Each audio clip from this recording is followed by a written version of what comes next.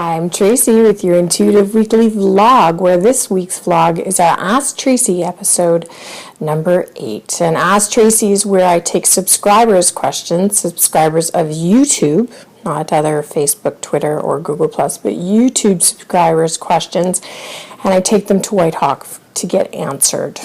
So if you haven't subscribed, it's a great reason to subscribe. We'd love to have you a part of our family. All right, we're going to jump in right away because these questions can take a bit of time to get answered.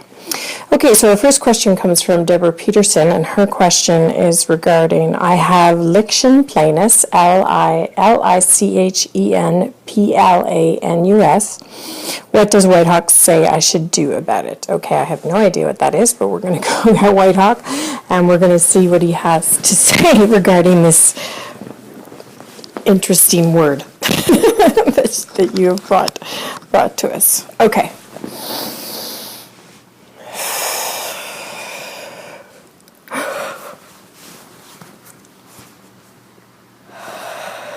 Excuse me. Indeed, little one, he says. You have come to us with a very interesting question, have you not? He says.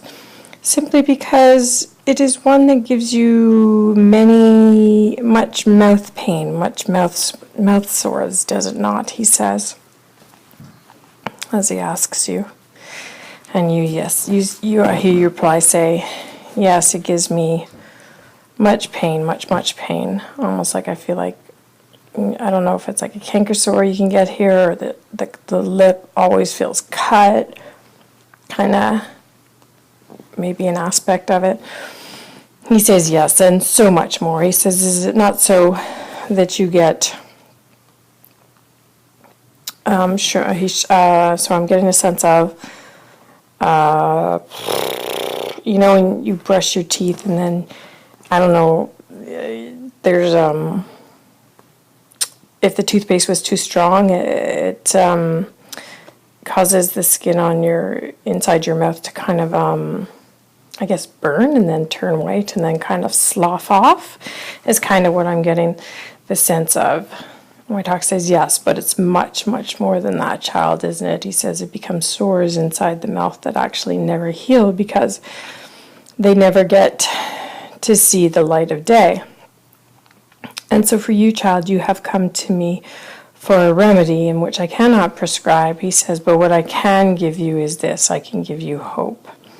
Hope in the aspect that if you learn to speak your mind, if you learn to speak your words, I assure you that all that is going on in here will simplify. And you say, well, I don't understand. How is that so? He says, well, if you have been listening to us for a while, you have learned that oftentimes things that start off as emotional or mental will then root themselves into the physical. He says, and in the physical, in this case, it is in your mouth. He says, and so if we look at the mouth and what the mouth means, he says the mouth is where our music comes out of, where food goes in, where we put energy into our body. He says, so for you, it is about the music and about the music not coming out of you. You very much want to speak to people about things. You want to give your side of the conversation, but you feel as though you are unable to contribute. And the reason why you feel as though you're unable to contribute is because you feel as though somehow you would be unrecognized, belittled, or ridiculed. And I can feel when he's saying that, like you go to speak and it gets caught here. Like, so it's coming up and whatever it is gets caught here. He says, yes, but it's worse than that. He says, you actually swirl it around in your mouth so much and it's almost there, like it wants to come out, but it does not. So instead it rests inside your mouth and rots, so to speak, child. So from our end point, you need to speak your truths, child. You need to speak what it is that you've seen, that you see, and will, of course, see. And so that is all that I can give you for now, child. The biggest remedy of all is for you to speak your mind, to speak your words. For holding them is causing so much pain within this source, this area that we speak of, he says. And I can see that you're not overly happy with this.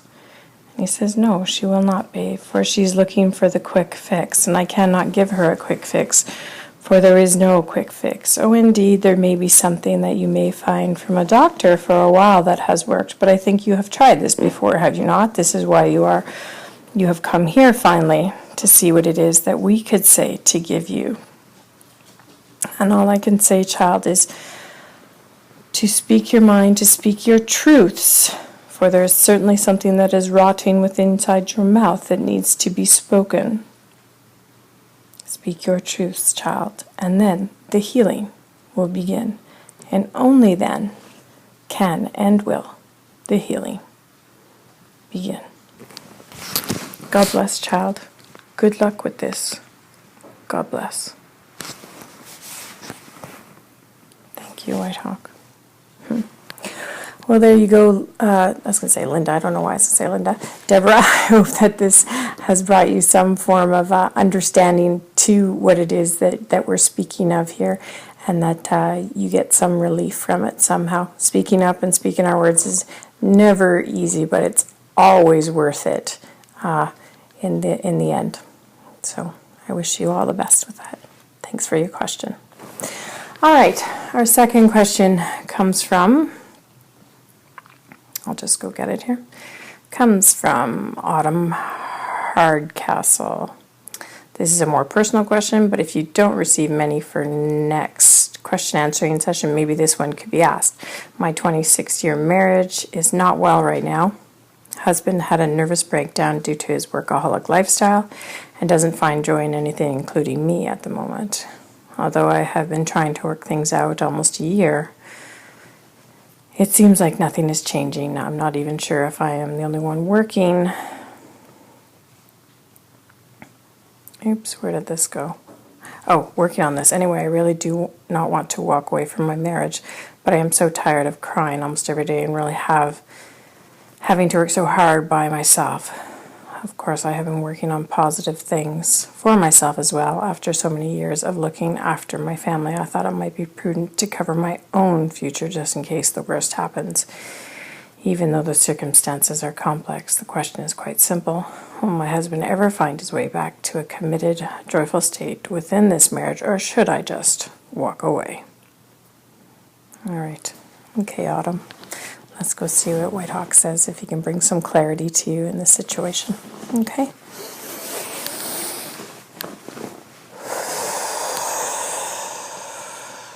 Indeed, little one, the question you ask is a very, very tough one, and took a lot of courage for you to come out and ask us here. And so God bless you for coming here with this question. Yes, please allow me to throw some light on the subject for you. It is not so much that it is the end of your marriage per se, as much as it is the end of you working on your marriage. You have become very tired, very distant, because you feel as though you are doing all the work and there is no effort from your partner, from the other part. And so for you, you have distanced yourself, you are done, you are exhausted, and you do really want to walk away, actually, he says. As much as you are saying you do not, you do. And really what you've come here for is to get permission from me, from us, he says, as he points out. And so if that is what you have really come here for, then I think we need to go and get him speaking of JC, Jesus, I think we need to go and get him so that you can get validation or your answer from him. And so as he says that, then I see JC, I see Jesus, and he comes all in his white, all dressed in white. And he comes in solemnly and quietly and peacefully to join us. And he sits down with us and he says, yes, hello, child. He says, thank you for coming.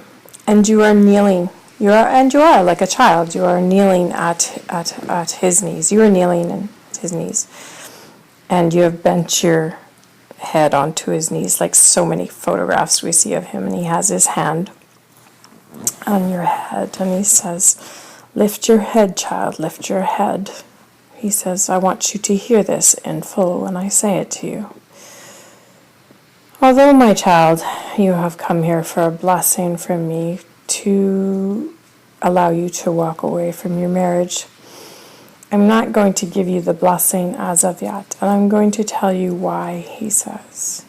Not because it's not possible, for indeed it is possible. If we are not getting what we need out of a marriage, we do not stay stuck. For that is not what we have come here for, to walk the earth about. We have come here to learn, for our soul to learn, for our soul to evolve. But in your case, in regards to your marriage, your soul has stopped evolving. And so you're saying to me, what do I do now, Father? Do I move forward from my marriage? And if so, would it be a sin if I did? And so I have said to you that I will not give you my blessing yet. And the reason why I will not give you my blessing just as of yet is simply because there is one last thing you need to try. And you raise your head and you look at him. Yes, and you know what it is, child. You need to try and slow down and enjoy your life as well. There is no doubt that your husband himself is not enjoying his life and is hiding and is burying himself in his work, which has now resulted in him ending his work. But you yourself have kept busy in a different way, perhaps not one as conspicuous. So you need to find the joy. You need to bring the joy back into your life. And once you bring that joy and find that joy to bring into your life, then I want you to take a look in your marriage and say, okay, I have done my best here today, and there has still been no mending of the marriage. And so I will walk away. And you're going like that, you're washing your hands of it. And so I will walk away, and it will be okay. And I say to you then, Jesus says, it's now coming in, and I say to you then, child, yes, then walk away. Because then you can wash your hands of it.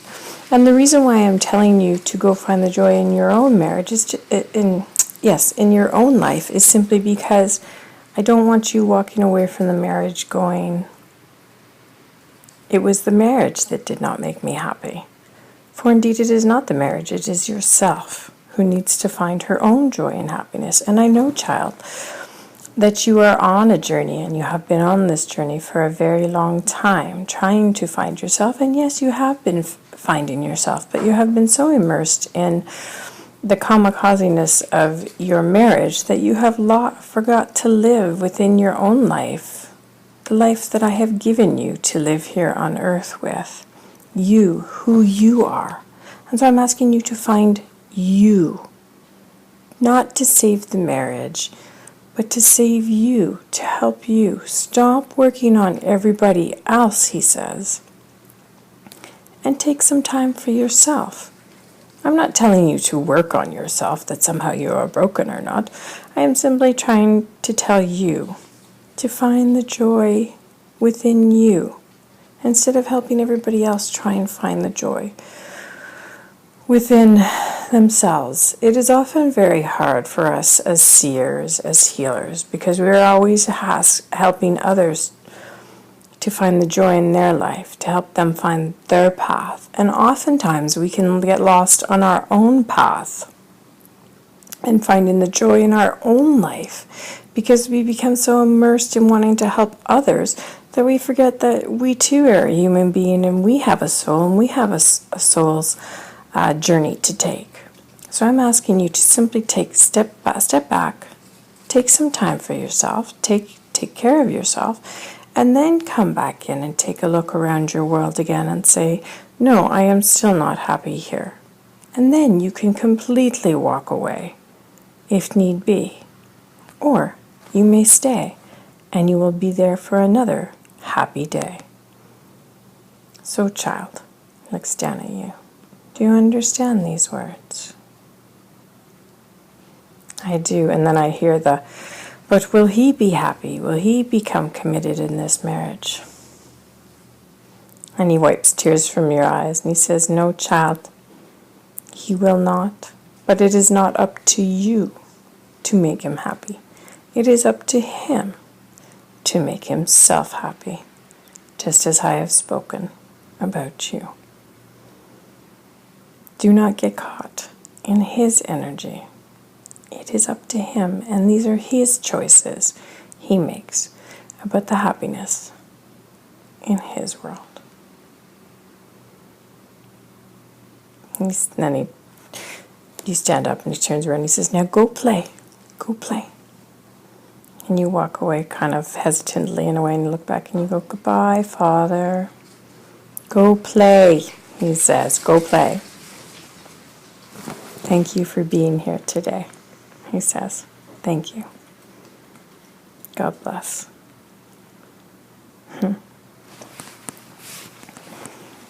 Thank you.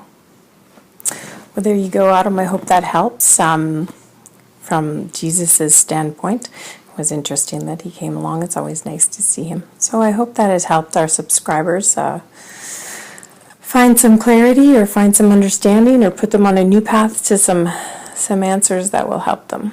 Well, thank you for joining us here today with your questions. And if you have any questions for the Ask Tracy number 8 at the end of December, please get them in. The more, the merrier. And again, you never know. Your own question might get answered here. So we'll see you on Thursday for our intuitive weekly reading. If you found value in what you've seen here today, please give me a thumbs up and subscribe, like, and comment. God bless. I'm Tracy for Chandler's Channel.